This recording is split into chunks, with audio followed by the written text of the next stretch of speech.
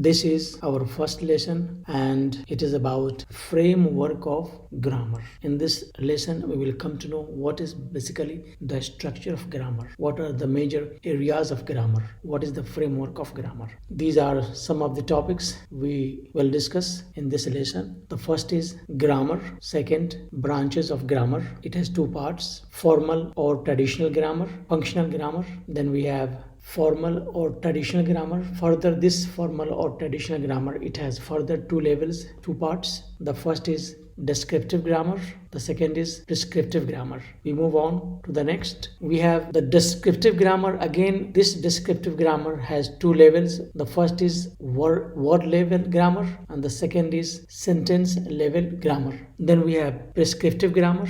Then we shall discuss about difference between descriptive and prescriptive grammar, and then we have functional grammar. These are some of the topics we shall discuss in this lesson.